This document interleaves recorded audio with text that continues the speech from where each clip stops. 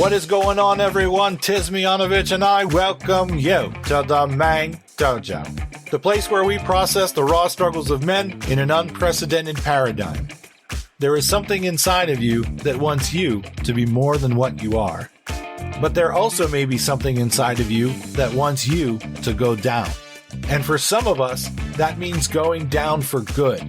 So, remove your ego, drop your bullshit, become vulnerable, and step into the dojo, mate.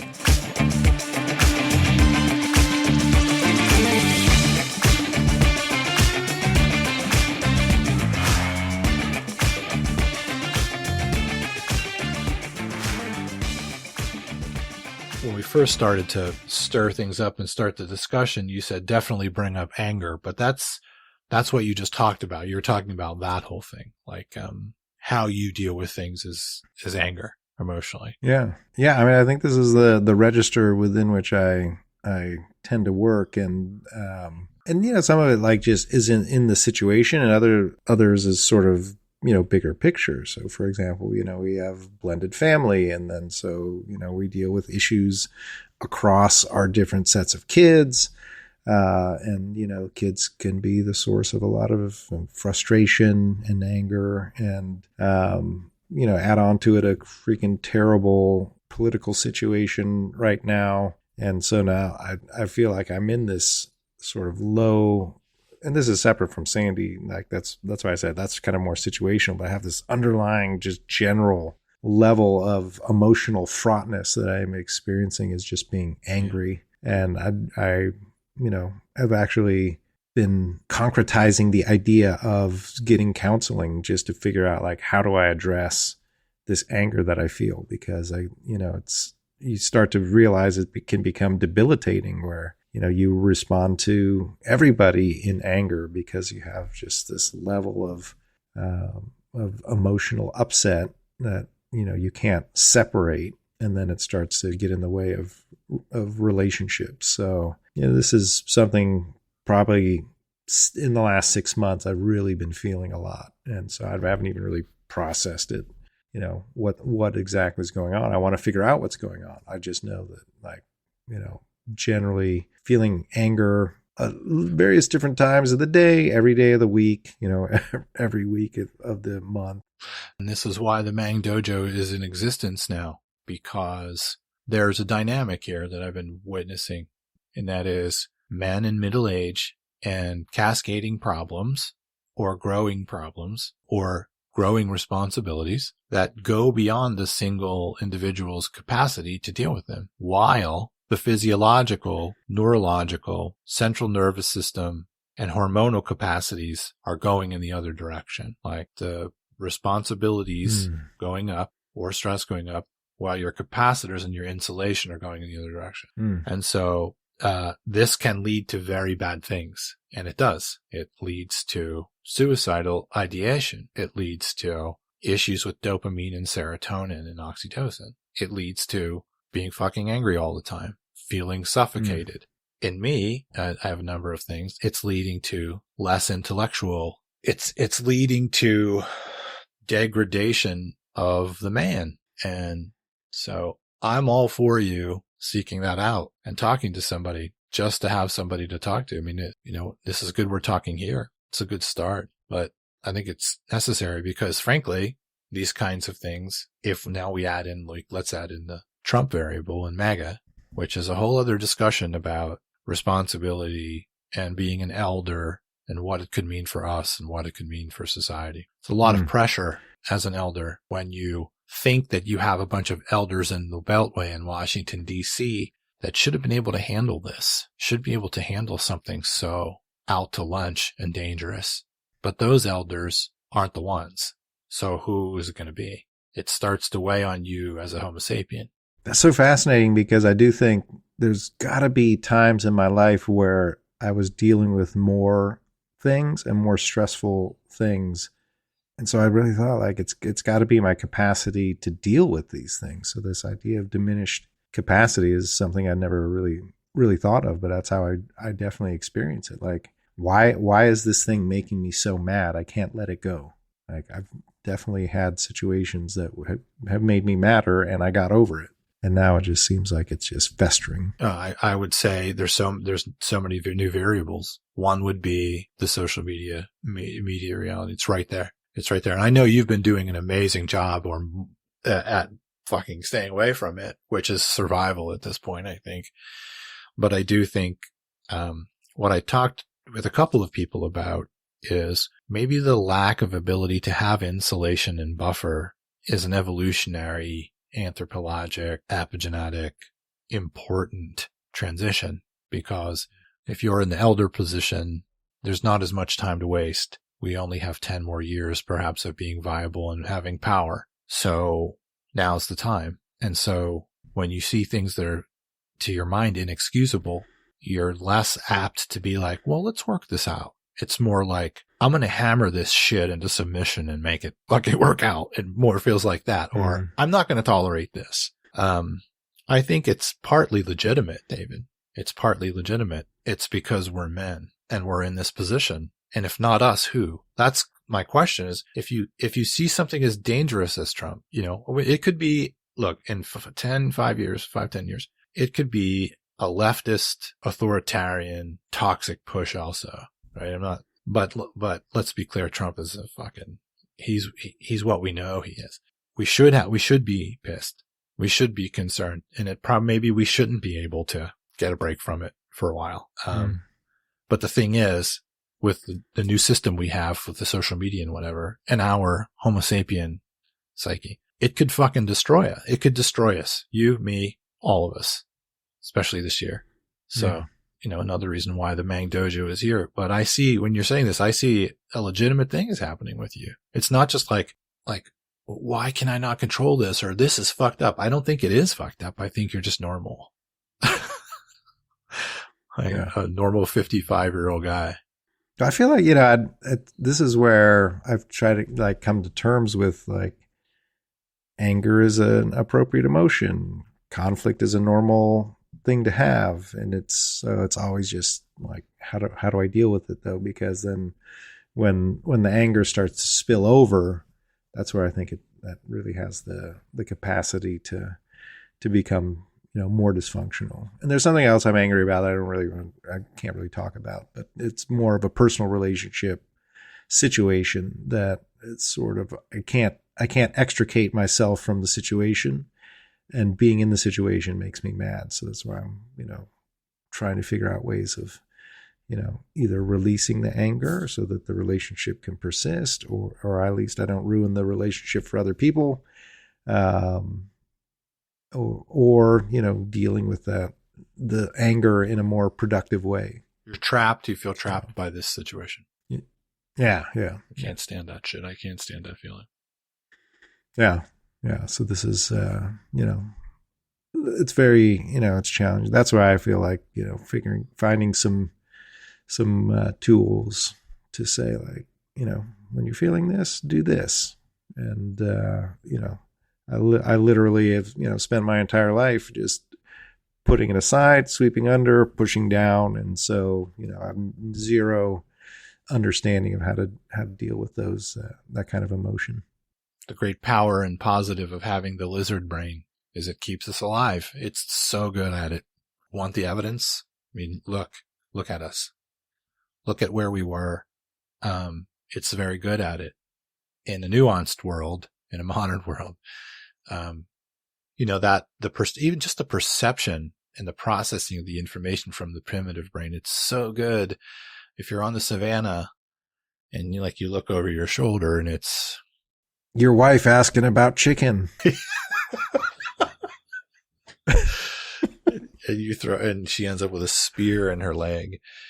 If you're on the savannah and you look behind you and maybe your brain goes 6 saber-toothed tigers, and you go, oh shit. And you run and you get into the protective tree or whatever. But then when you're there, you see it was only 2. Who cares? That part of the brain loves to exaggerate and hyperbole and go over top. But not so good when you're in a world where prefrontal cortex is actually the master. And that's a real fucking trick, man. And then there's I'm reacting to shit. I say this to Elsie all the time because there's a bunch of stuff that I had to eat and I couldn't really react the way that I needed to for the family. Those are reactions that I should have had in other places with other people, adults, professionals, or whatever. But I ate these things for a good while. And in our talks now, I will get both barrels. I'm just like, whoosh, when we're talking about serious stuff. And I will say, look, I'm perceptively, I don't know. I know I'm at least 75% right about what's happening now, but 25% of this is probably me reacting to 2 years ago or talking about. So I make sure that I say that because I can feel that that's probably true. So not only do we have to deal with the primal brain now, but it's still reacting to shit from 2 years ago, 10 years ago, fucking 50 years ago. So that's sort of the trick. I don't know how to, it's gross business. Like the primal brain is not neat. And I don't think there's any way to make it perfect. The bullshit's just going to come out. It's just how do you sift it or how do you keep it from hurting other people? But I would, I definitely think I'm all for it. I hope that you do get some counseling going. I think for multiple reasons. The other thing that I would say is I know I'm joking all the time in the development group about testosterone levels. And I'm like joking like I'm trying to get everybody on TRT. I'm not trying to get everybody on TRT. Just because I'm doing something doesn't mean the whole fucking world needs to do it. I'm not Rob Pincus. But the whole thing is that it's hypercortisolemia is a real thing in your body. And when you're in these phases as a man, specifically if this insulation is going down, cortisol is being shot into your body all the time. And this is the precursor. What I've been learning over the past couple of years, this is the precursor to so many other psychological and physical problems, is a constant influx of cortisol. So it could be related to your blood sugar stuff. If it's crushing your testosterone, which is what hypercortisolemia does, then low level anxiety and an anger and an anxiety that you can't get rid of is usually one of the first signs that your testosterone is getting crushed. If you feel like you want to go the route, spending $150 or not, if you're going through insurance, getting a basic hormone package panel, go get your blood drawn. It takes 7 days to know.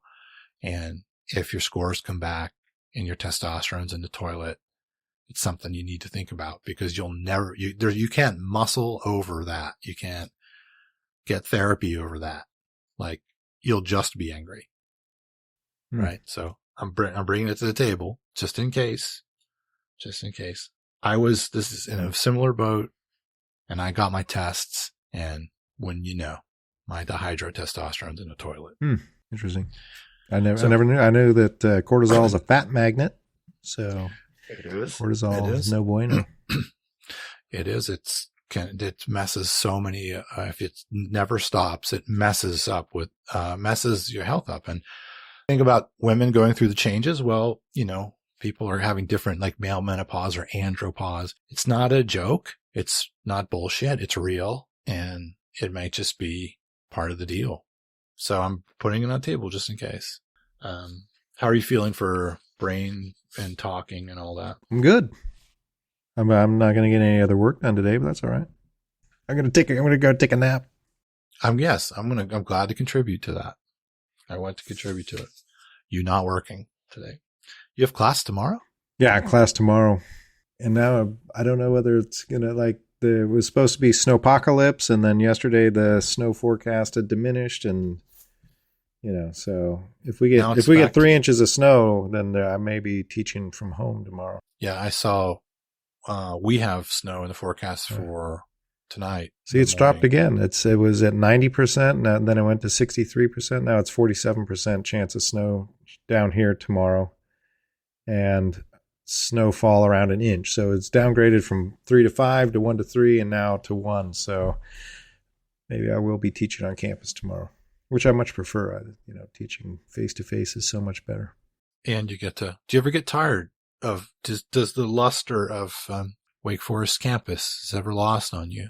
Every time I go there, I'm like, this is so beautiful. I just love this place. Now, the sad thing is I don't ever spend time on it. You know, I drive in, I park, I walk to my office, I work, I walk back to my car, and I drive home. And one of my goals this year was to actually, you know, more for health and for scenery, is to like eat and then walk around the campus.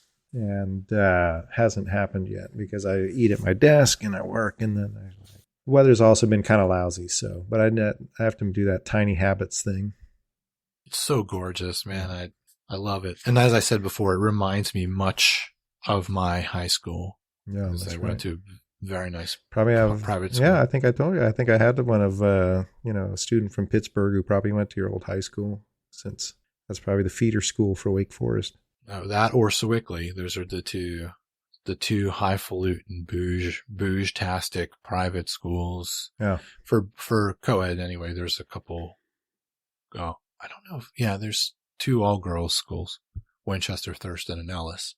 Well, it also makes me think like, oh, boo-hoo me and my poor, like my feelings when I go and, you know, see my nice, secure faculty job at a nice university and come home to my nice home and my beautiful wife, you know. But that shit doesn't, I mean, if you've got stuff on the inside, man, I mean, there are guys that could do that to themselves and say, oh, boo-hoo, but they're struggling, man. So I think the struggle goes beyond those things, right? Especially if it's hormonal or chemical too. Like, you can have all the awesomeness in the world if your serotonin and your dopamine, testosterone, your estrogen, or your cortisol are fucking wackadoodle, or your blood sugars, it doesn't matter what you have, like, can make a person miserable. It can make them suicidal. It can do all kinds of stuff. So I'll be like, I'm not just acting like a whiny bitch. I am a whiny bitch. I can't help it. Yes. I'm chemically a whiny bitch. Randy said my testosterone's low. I'm going to call Hims and say, Dr. Randy Mian has written me a prescription for. Yes. And you show it to them and it's like crayons. Scrawled on a note card. Yes. Oh my God. My uncle used to do that to get out of jury duty. When they'd send him the slip back in the day, he'd fill it out in crayon and send it back into them, and they never called him back. That's a good. He never got in trouble for it. Pro tip.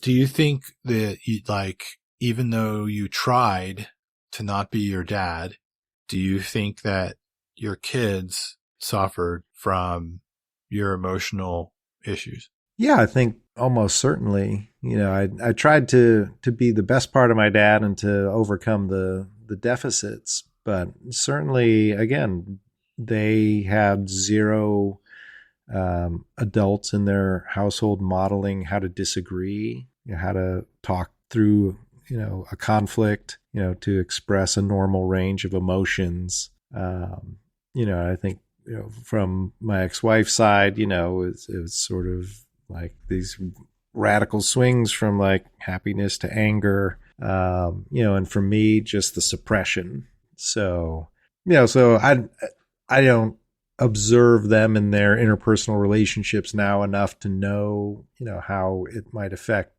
them, but how could that not affect them to have one parent, you know, having these wild emotional swings and another parent not, you know, expressing emotions and also then sort of becoming physically present but emotionally absent. Did you ever talk to them about any of that stuff? No, that's not the Yamane way. Still doing the old sweep it under the rug, eh? Yeah.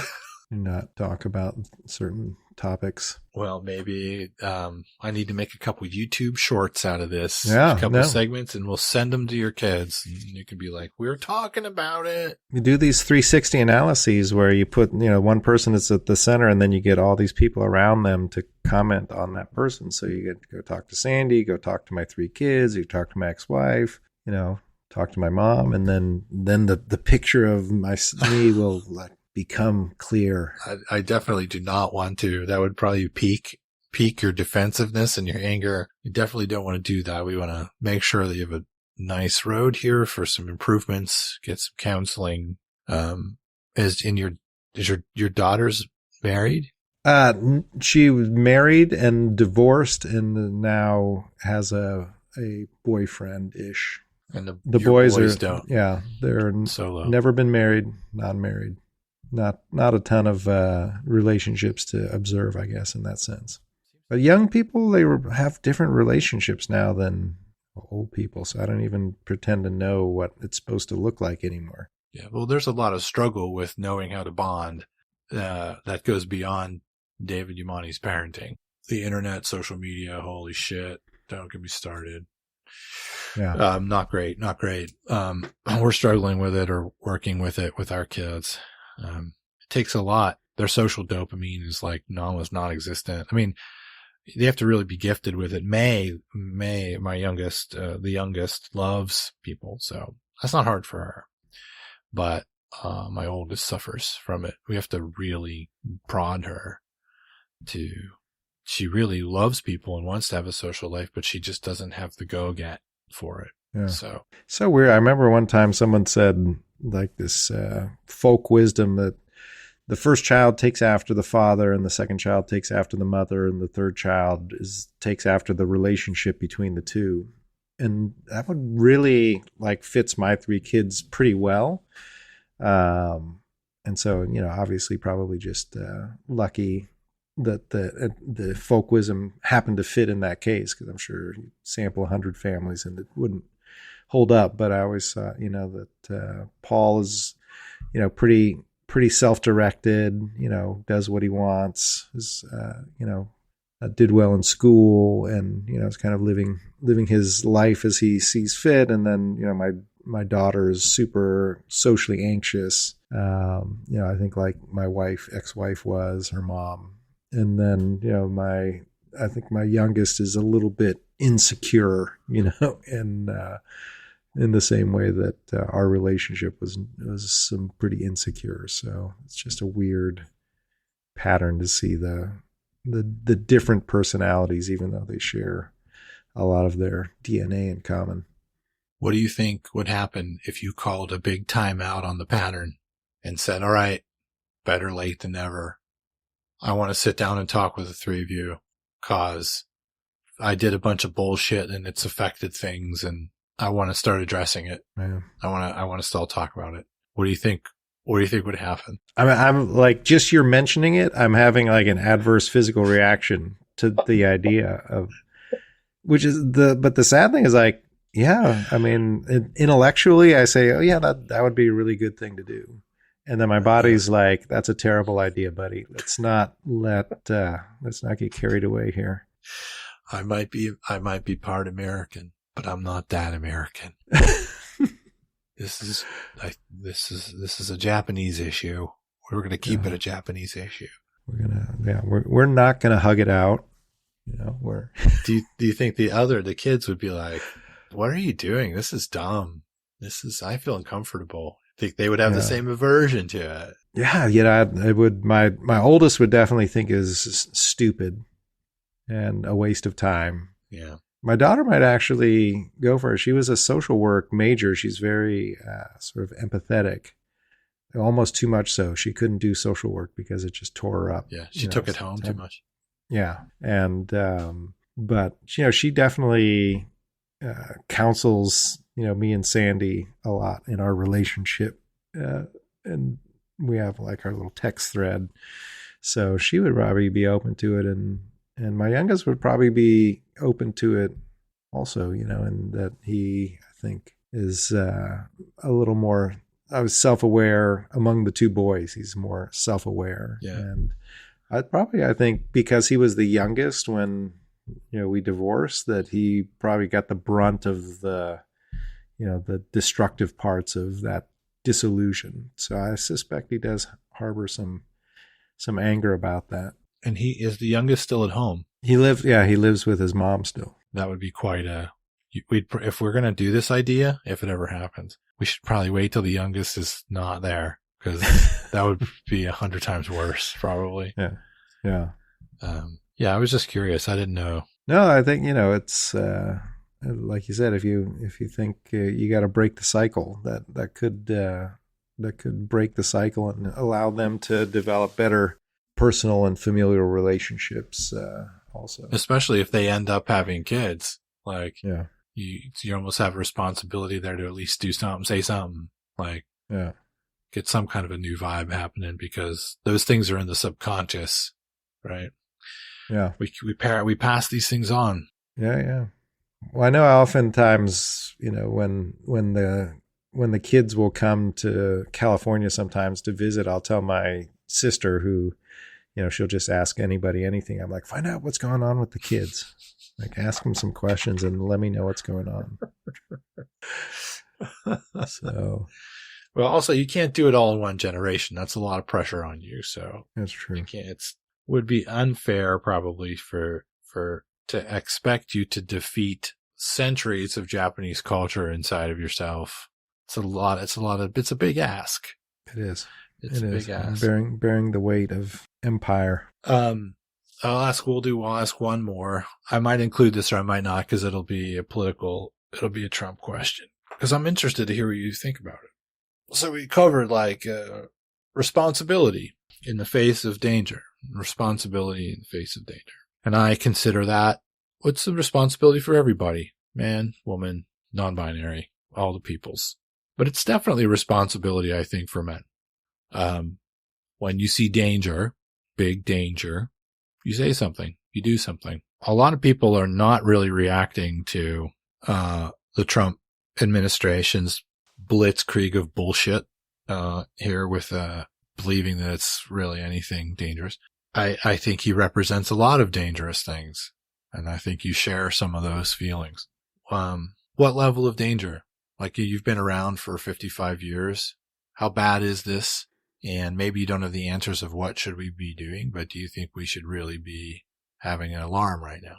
Yeah, I feel like I'm generally optimistic person, maybe a tragic optimist, but an optimist nonetheless. And so, Sandy much less optimistic going into the election, and sort of has been issuing dire warnings, and I'm like, no, don't get carried away. We have 250-year tradition of democracy, and et cetera, et cetera. And then, you start to see things rolling out from the start, as Steve Bannon said, at muzzle velocity, by design, flooding the field. And then you see, like, it's not just bluster, which is, I think, easy to think of Trump as, it's just, he's just a blusterer. But actually, his bluster is being turned into actual policies. And so he signs an executive order doing A, and B happens instantly, right? And, he signs an executive order declaring that there are only two genders. And then all of a sudden, Park Service websites get trans identification erased. Scientific papers that talk about the risk of trans suicide get taken down from, government websites. And like, holy shit, this is literally, from the stroke of a pen to real things happening where people are being erased. First from the web, and then, you lose your personhood, and then you lose your protections of your civil and human rights. And that's some heavy shit. So, I definitely am coming more to feeling like there's some existential threat to, our government and our way of life as a nation. And so that's, I think, part of that anger and anxiety that I'm feeling is like, this is not some TV reality show clown who's going to bumble around the White House for 4 years. This guy is intent on, whether he's in control or whether he's just a puppet and wants attention, that there are people who seriously want to refigure the way America works. That's existential threat. For sure. For sure it is. Now, what to do about it? This is where I'm trying to figure out, like, given who I am, what I know, what my particular skill set is, what's the highest impact thing I can do, to make a difference. And that's where I haven't, come up with any answer yet. And, but it's something I think about every day. What can and should I be doing to try to counter this? And this is another reason why it's good to have the Mang Dojo, because whatever it is that people want to do, whatever men want to do to make the better world, you can't be a mess yourself and do that. You can't take those things on your shoulders and have high blood pressure and your blood sugar's through the fucking roof and your cortisol's through the roof and your testosterone's in the toilet and you're angry all the time and you're not taking care of yourself and you're stress eating and you're yelling. Like, look at the difference between here's this responsibility I want to take on because these are unprecedented times, and then look at the condition of my vehicle. Mm-hmm. Like, so again, if we take the Trump thing out of it, cascading crises, hardware going in the other direction. This is nature, right? Nature is like, fuck you, I'm done with you. This is the beginning of fuck you, I'm done with you. Just going to start winding you down. Mm-hmm. But now we have an unprecedented danger. I think as much of a clown as Trump is, he's an unprecedented phenomenon. It's an unprecedented phenomenon. So if we're going to deal with that, or we're going to deal with other things, there are other big things going on in the world too, other than Trump. If we are dealing with the nexus between guns and public safety, and we really do have a once in a lifetime opportunity to do something special here. And I don't think anybody else can do it, because that's what liberals are on the planet to do. Innovate like this. That's also another fucking thing we could be doing. So there's like Trump, there's guns and fucking public safety. We're like in the position of having the most wisdom to be effective, but our shit's falling apart. Mm-hmm. Right? Yeah. So I want to try to get people to start taking care of themselves, because as men, this whole thing of like, I'm going to take care of everybody else and not pay attention to myself is not going to lead to a good place. Right. And it is not. It already is not. That's why the conversations are here for many reasons, but that's what they're here for. Like, if David wants to do X and Y, what's David doing to take care of David so he can? Because if you take on those things and you're fucking all over the place, you're just going to end up worn out, depressed, and quitting.